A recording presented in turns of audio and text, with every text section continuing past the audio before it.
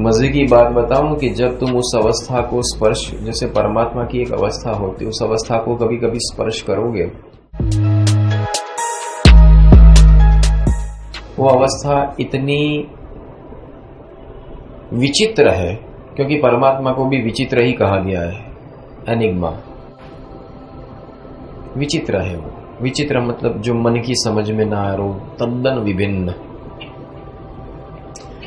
उस फेस में तुम जब स्पर्श करना शुरू करोगे, वो ऊपरी अवस्था है, मतलब जो कहा जाए शब्दातीत अवस्था, उस अवस्थाओं में जब तुम चले जाते हो तो वहां भी तुमको बहुत विचित्र फील होता है, जैसे कि तुम शून्य में जीना शुरू करोगे। शून्य में जीना मतलब ये मंदिर क्यों बना है, क्या ये मंदिर ईश्वर प्राप्त करने का स्थान हो सकता है, ये चर्च किसने बनाया, मस्जिद किसने बनाया, मैं कौन हूँ, ये सब दुनिया क्यों ऐसी है, ये लोग क्यों ऐसे चल रहे हैं, ये संस्कार किसे कहते हैं, ये दुर्गुण किसे कहते हैं, ये सद्गुण किसे कहते हैं, ये सब क्या हो रहा है। मतलब तुम इतने इस दुनिया से अनजान हो जाओगे,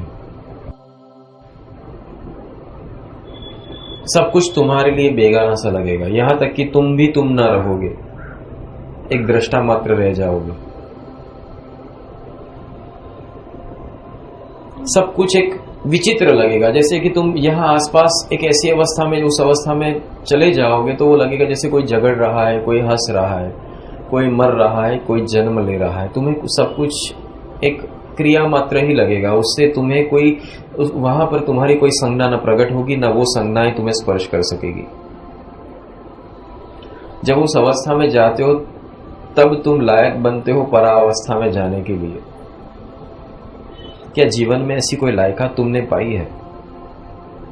सत्य का ज्ञान किया है, परमात्मा को समझने के लिए उस अवस्था में जाना पड़ता है, उन्मुनि अवस्था। उठो, जागो, अपनी नींद से उठो, क्योंकि समय पानी की तरह बह रहा है।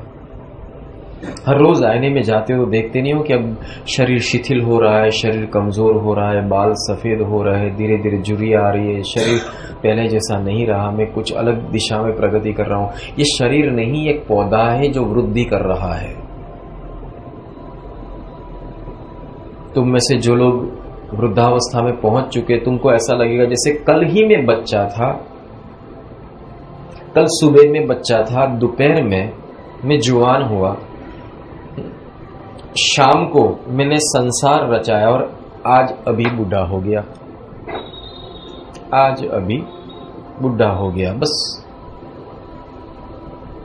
तुम में से कोई एक चला जाएगा, फर्क क्या रहेगा?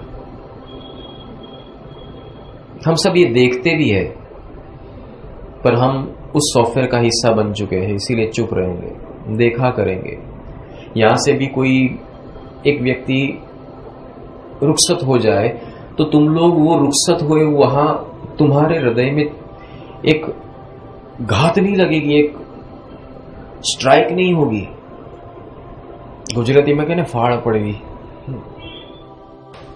आपके हृदय के अंदर भी वो एक एहसास डरावना नहीं होगा कि अरे ये तो गया, अब मेरा क्या, ये कहां गया और ये कहां गया, और मैं इस तरह से जब मेरी बारी आएगी मैं कहां जाऊंगा। ऐसा लगता है एक काल पुरुष रूपी पिशाच एक को धीरे धीरे ग्रहण कर रहा है और किसी को जब कैप्चर करके पूरी तरह से निगल जाएगा, तुम भी वहां सामने खड़े रहकर देखोगे और चले जाओगे।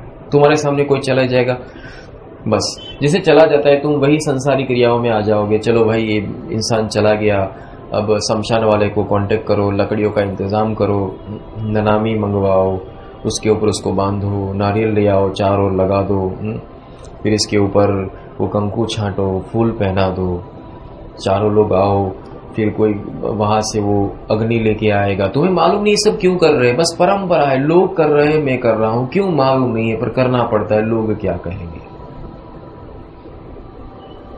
वो अग्नि आसपास घुमाओ, आगे किसी आदमी को मटकी में उसको दौड़ाओ, ननामी को उठाओ, फिर वो बोले भाई इसको कांधा दो।